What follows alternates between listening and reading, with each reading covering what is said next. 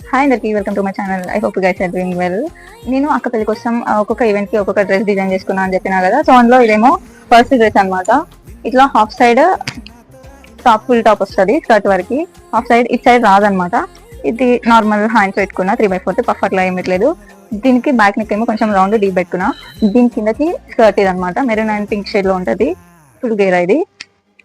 దీనికి ఇట్లా టాప్ వేసుకుంటే ఇట్లా ఉంటది. ఇది మీకు క్లియర్ గా నేను వేసుకొని చూపిస్తా. జస్ట్ ఇప్పుడు మీకు చెప్తున్నా అంతే, చూపిస్తున్నా.